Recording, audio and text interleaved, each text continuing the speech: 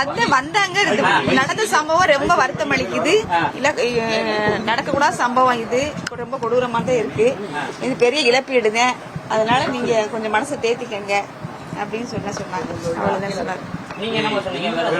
ஆமா சார், இது பெரிய இழப்பு தான், என்னால ஏத்துக்கு இது அப்படின்னு சொல்லியிருக்கேன் சார். விட்டுருங்க சார், போதும் சார். கொஞ்சம் ஆறுதலா இருக்கு சார். போதும் சார், போதும் சார்.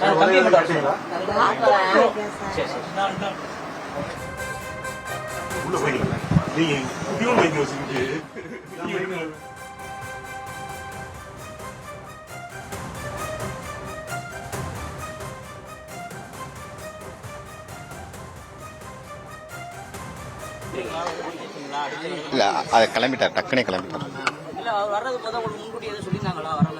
எனக்கு தெரியும், எனக்கு தெரியும். இல்ல இவ்வளவு ஆறுதல் இருக்கு, சப்போர்ட் இருக்கு, எல்லாரும் சப்போர்ட் பார்த்துக்கலாம். நான் சொல்றேன், நான் உங்களுக்கு 2 lakhs கன்ஃபார்ம் பண்ணல. நான் 2 lakhs இருக்கும், கேஷ் தான் கொடுத்தேன். இதுதான் சொன்னார். எந்த சப்போர்ட்னாலும் சொல்லுங்க, நம்ம நிர்வாகிகிட்ட சொல்லுங்க, நான் எதனாலும் பண்ணி தரேன்னு சொல்லி சொல்லுங்க.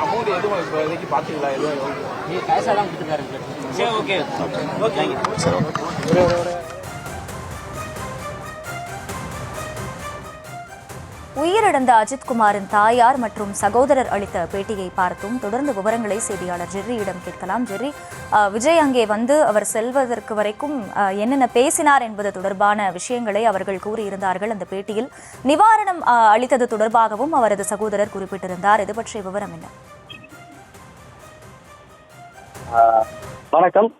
தமிழக வெற்றி கழகம் சார்பில் இதுவரை இரங்கல் தெரிவிக்கவில்லை, அதை எதிர்ப்பு தெரிவிக்கவில்லை என்று பல்வேறு வட்டாரங்கள் விமர்சித்து வந்த நிலையில திருபுவனம் அஜித்குமார் காவல் மரண வழக்கில் உயர்நீதிமன்றம் நேரடி கண்காணிப்பில் சிறப்பு புலனாய்வு குழு அமைத்து விசாரித்து நடவடிக்கை விரைந்து நீதிமன்றம் வழங்க வேண்டும் என்று விஜய் ஒரு அறிக்கையினை வெளியிட்டிருந்தார். அதனைத் தொடர்ந்து ஆர்ப்பாட்டத்திற்கும் அவர்கள் அனுமதி கேட்டிருந்தனர். சில காரணங்களுக்காக அந்த ஆர்ப்பாட்டம் தள்ளி போயிருந்தாலும் கூட நேரிலே சென்று தற்பொழுது அவர் குடும்பத்தாருக்கு ஆறுதல் தெரிவித்து புகைப்படத்துக்கு மலர் தூவி அஞ்சலி செலுத்தியிருக்கிறார். தமிழக வெற்றி கழகம் சார்பில் எந்த உதவி வேண்டுமானாலும் செய்ய தயாராக இருக்கிறோம், எதுவாக இருந்தாலும் எங்களை தொடர்பு கொள்ளலாம் என்று அவர்கள் குடும்பத்திற்கு ஆறுதல் அளித்திருக்கிறார் தமிழக வெற்றி கழக தலைவர். இதனுடைய தொடர்ச்சியாக 6ஆம் தேதி சென்னையில் இருக்கக்கூடிய சிவானந்தம் சாலையில கண்டன ஆர்ப்பாட்டமும் நடைபெற திட்டமிட்டிருக்கின்றனர்.